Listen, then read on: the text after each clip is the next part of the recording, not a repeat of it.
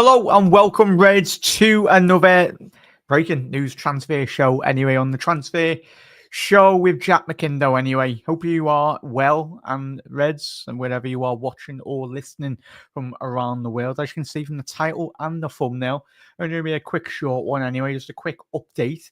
We'll get straight into it. As you can see, Liverpool have made contact with Eintracht Frankfurt for their French forward Hugo Ekitike as well, Reds. Obviously, we've had over the last 48 hours or so, anyway, Liverpool have expressed, as David Ornstein did allude to yesterday, expressed an interest in the Swedish forward Alexander Isak as well. So Liverpool are exploring all opportunities. Certainly, as we know, over the last week, or the well-respected journalists kind of indicating really that Liverpool have got a figure in the region of around 150 to 200 million still to spend as well. And of course, when you take into account the expenditure that potentially could be coming in as well, obviously the potential loss of Darwin Núñez, potential loss of Lucho Diaz as well. So that those funds will very much drastically improve Liverpool's spending power in this transfer window, even though we've already had a massive outlay in regards to the German attacking midfielder Florian Wirtz as well. So it's looking good, Reds. And as you can see from the title and the thumbnail, and you can see from that tweet from David Ornstein, make sure you hit that subscribe button down below as well, Reds. If you are watching on YouTube or across any social media platform, just so you do get updated on as many videos as we possibly can. We've been absolutely chock-a-blocker, which is expected anyway. It's been a busy week as well. So put the bell notification on so you don't miss a thing. And if you do drop a like on the video, if you do find this video informative or enjoy the episode anyway in any shape or form, be much appreciated. Really helps out the channel and helps us all out anyway in terms of just getting the info out there for as many Liverpool fans as possible as well, Reds. So as you can see there from the title and the leading headline from David Ornstein, Liverpool contact Eintracht Frankfurt over possible move for Hugo Ekitike. LFC working on the 23-year-old French forward, having also approached Newcastle United for Alexander Isak as well. Newcastle United want to keep the 25-year-olds, plus Ekitike interest ongoing as well. So Liverpool have entered very much the official discussions with Ekitike as well. There was reports over the last couple of weeks and certainly months as well. I know Dave and Trev did cover the Hugo Ekitike news as well as it was developing week on week, and it seemed that there's always been a long-standing interest with Liverpool in regards to obviously scouting the Frenchman, and there was reports that Hugo Ekitike for months on end over the last couple of months has been waiting for this contact with Liverpool as well. Which is understandable. Liverpool, you've probably watched from an outside point of view, like any football fan or just a player in general. If you have the opportunity to play under Arne Slot and be part, any part really of this side in the potential glory in the next year or to future years to come as well, play alongside Mohamed Salah, play alongside Alisson Becker, Virgil van Dijk, Florian Wirtz as well. If you're a striker playing in front of Florian, you'd be absolutely made up, and you can understand why Man United have tried to sign Ekitike. Well, they've expressed an interest, so that expressing an interest, but if the player doesn't really want to come to you, then no chance anyway. Obviously, United have explored an interest. Newcastle this week as well with Hugo Ekitike, and now Liverpool have entered the ring and discussions really, which is fantastic. If I'm being honest, I know as well, Reds, it's probably unrealistic to see Liverpool go and get both strikers. I spoke to Lewis Aspinall on the last podcast as well that we've done today as well.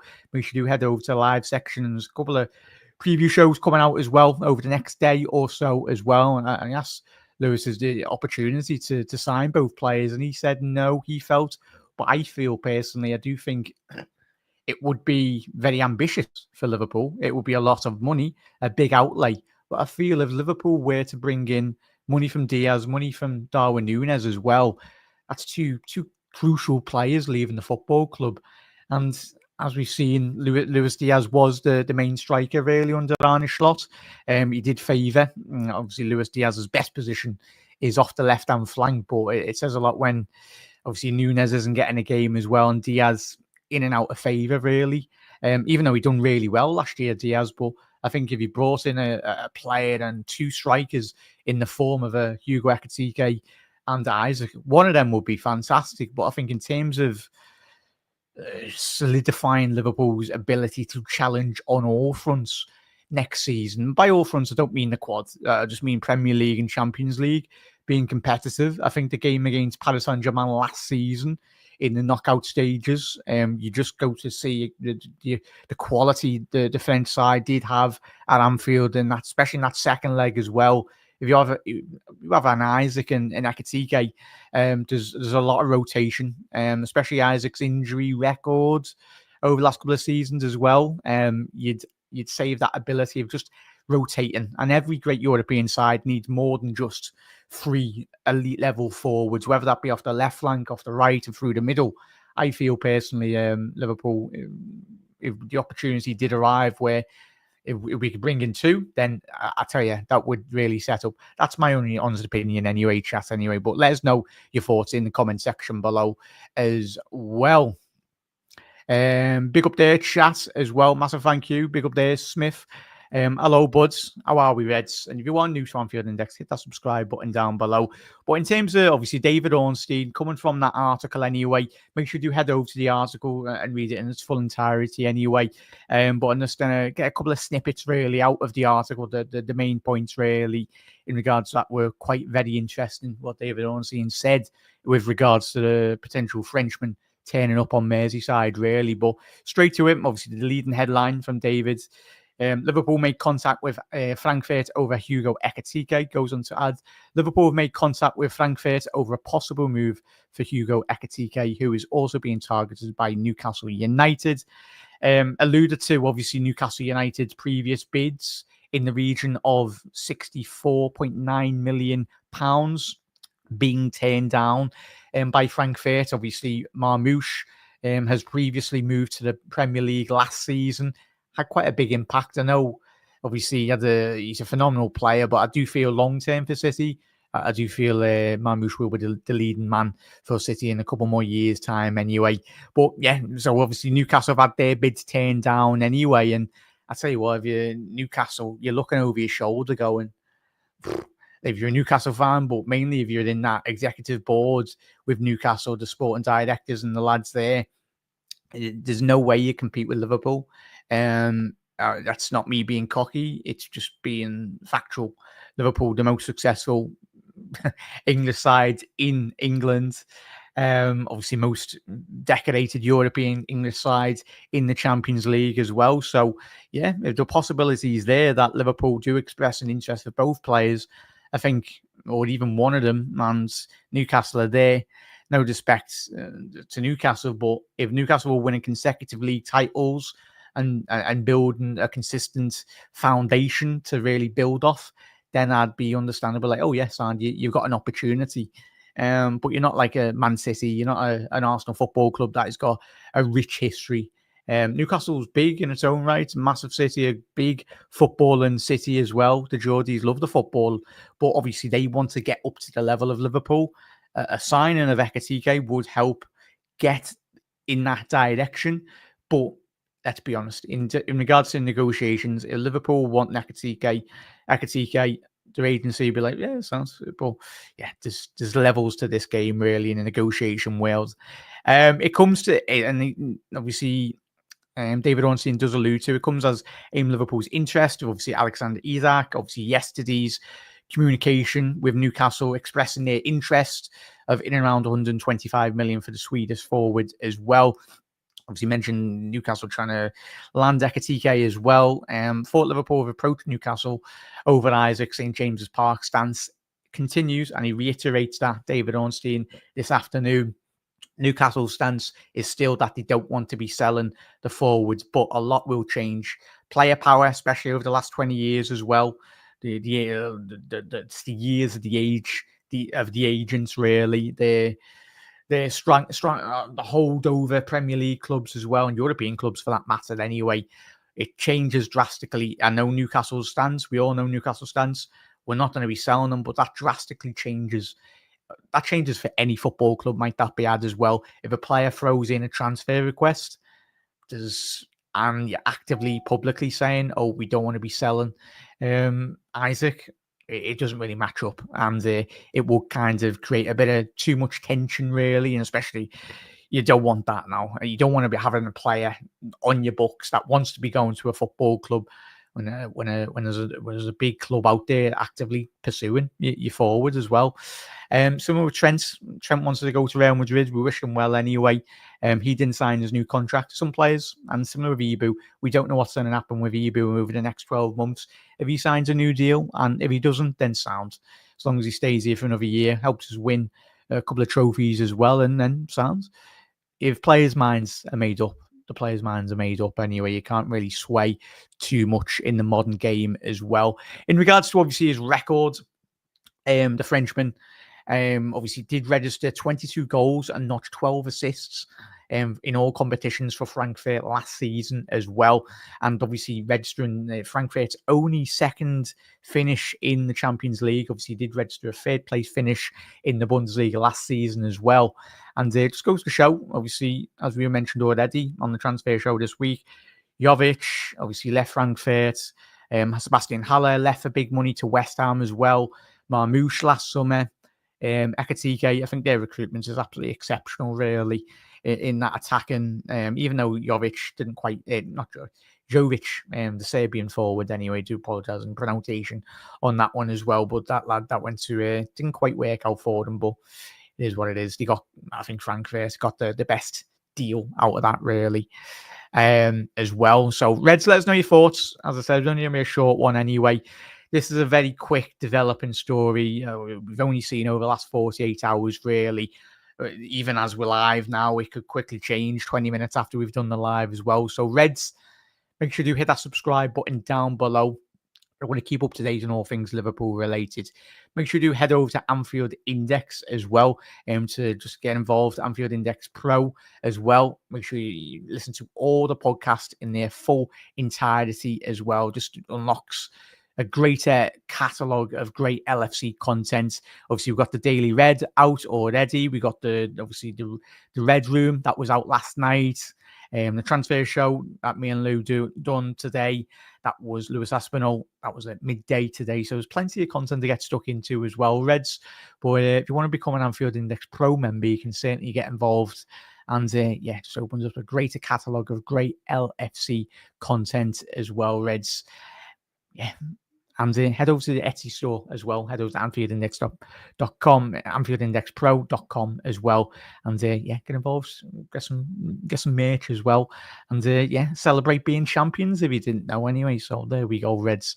So to conclude here on today's episode anyway, we have to have a quick look in regards to the comparison between Hugo Ekitike and, as you can see, 23 years old, just turned 23 years old as well now.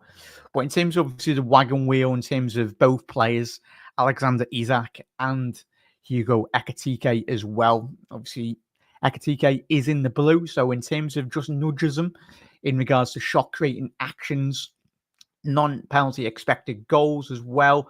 So goals without no pens. Obviously, Isaac's took a couple of pens in his career in regards to being in the Premier League as well. So assists, Hugo Ekitike just edges it really over Isak in that regards.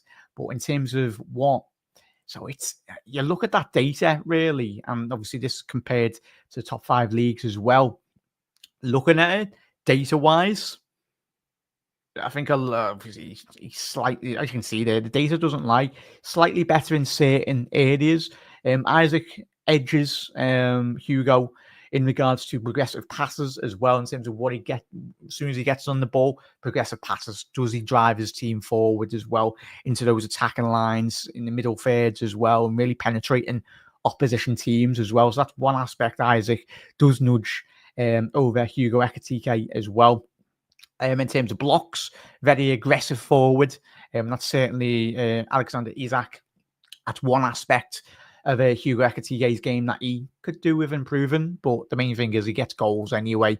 But I think if you are a Liverpool forward, you need to be pressing. But at the age of 23, Hugo Ekitike, he's got a long way to develop as well. But what you are getting with Isak as well is an instant impact as well. In terms of just having a little look in terms of the comparison with regards to Luis Diaz. Bear 1 second there. So you're looking at Isak absolutely batters Luis Diaz in regards to the data, really, just off the charts. Shot creating actions, passes attempted, which is understandable because we know Luis Diaz, as we said at the top of the show, he's not a natural number 9. He's not a striker, but we couldn't. Fair play to Diaz. He got a great contribution, but Liverpool's evolution under Arne Slot will be going more different levels, really, especially when you got the ability to create behind, like Florian Wirtz, Curtis Jones, Dominic Szoboszlai as well. Salah just frees him up a bit more in terms of your opposition defense. You're not double man marking Salah every single time there's an attack. You've got to now be preoccupied by a Hugo Ekitike potentially, or a potential Isak in behind as well. It's like, oh, Salah's that way.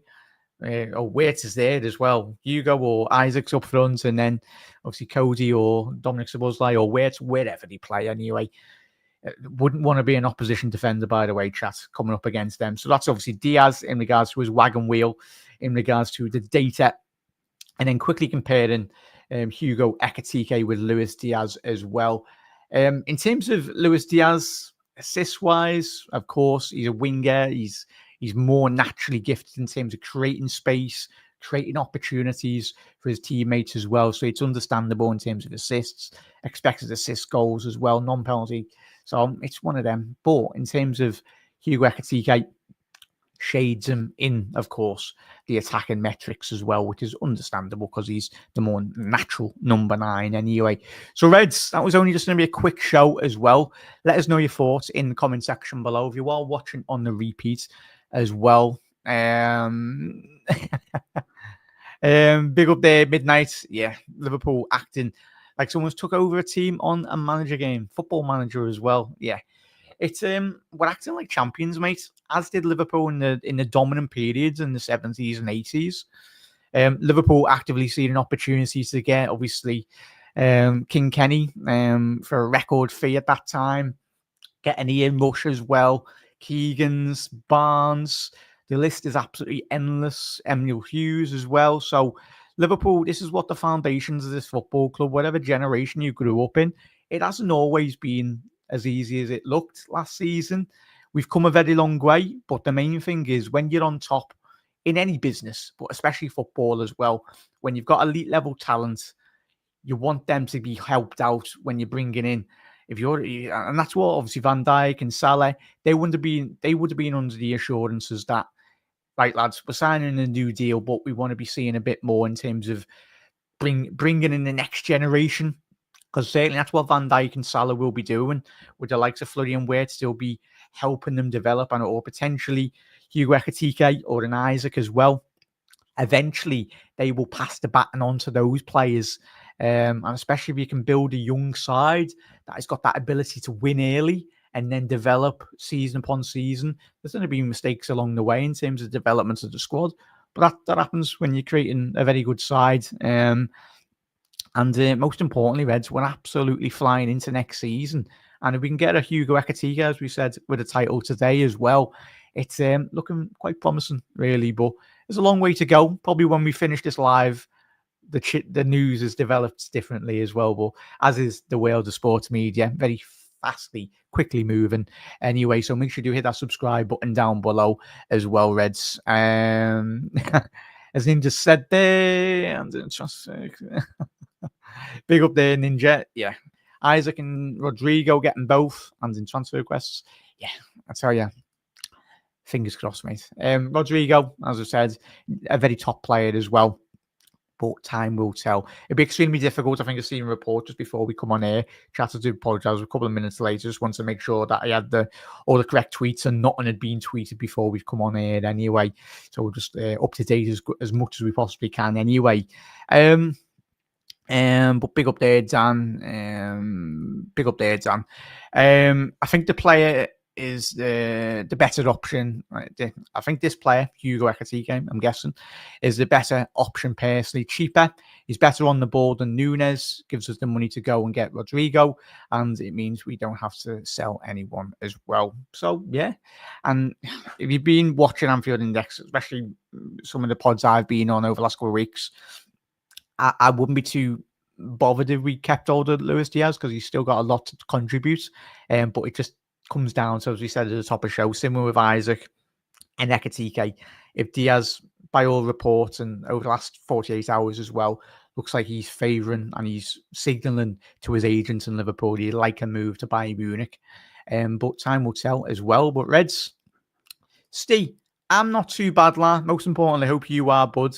And anyone watching or listening, if you're in work or whatever you're doing, I'm sure you're bouncing around the office or whatever you're doing, especially if you got a couple of Geordie mates as well, probably blocked it already. A couple of the group chats I'm in, there's a fierce debate amongst the Geordies and the Scouts at the minute anyway.